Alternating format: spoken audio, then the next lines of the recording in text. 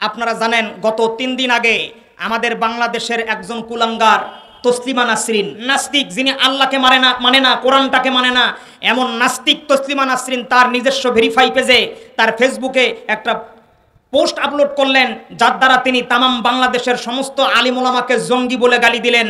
আজকের এই ছোট্ট মাহফিল থেকে জয়পুরহাট কালাই উপজেলা কাদিরপুর পশ্চিমপাড়া নুরানিয়া মসজিদ থেকে মাহফিল থেকে আজকে উদাত্ত কণ্ঠে বলতে চাই, তসলিমা নাসরিন, তুমি ভালো করে জানো যে সময় বাংলাদেশের মানুষ বড় শান্তিতে ছিল, সে সময় তুমি বাংলাদেশে নাস্তিকবাদী নিয়ে নানান রকমের উস্কানি দিয়ে বাংলাদেশের সাধারণ ইমানদার আর মুমিনদের তুমি জ্বালায়া দিছিলা। ওই সময় কে আওয়ামী লীগ করে, কে বিএনপি করে, কে জামাত ইসলাম, কে এনসিপি, কে জাতীয় পার্টি, কেউ কোনো দিকের রাজনৈতিক দলের দিকে তাকায় নাই। কে সরমনাই, কে শর্ষিনা, কে কওমি, কে আলিয়া, সমস্ত ভেদাভেদ ভুলে বাংলার সমস্ত মুসলমানগুলো কাঁধে কাঁধবদ্ধ হয়ে, হাতের হাতবদ্ধ হয়ে রাজপথে যখন একবার নেমে হুঙ্কার দিল, নব্য নাস্তিক তসলিমা নাসরিন বাংলাদেশ থেকে ভারত যাইতে বাধ্য হয়েছিল। জুতা পায়ে দেওয়ার মতো ক্ষমতা হয় নাই। আওয়াজ দিয়ে বলেন ঠিক না বেঠি?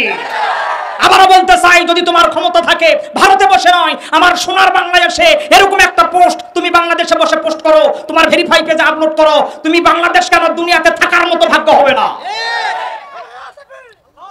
কথা বলেন ঠিক না বেঠিক? জোরে বলেন ঠিক না বেঠিক? যেমন কুকুর তেমন মুগুর হওয়ার দরকার আছে না নাই? জোরে বলেন তো আছে না নাই? অবশ্যই আছে। এরকম নব্য নাস্তিক বাংলাদেশে আরো অনেক ঘরে ঘরে আছে, অনেক আছে। এই দ্বারা সমস্ত নাস্তিকদেরকে সতর্ক করতে চাই, আগেকার আমল বাদ দেন। গত 24-এর 5ই আগস্ট থেকে বাংলাদেশ স্বাধীন, যেন তেন কথা বাংলাদেশের মানুষ আর মেনে নেবে না। সব জায়গায় প্রতিবাদের ঝড় উঠেছে।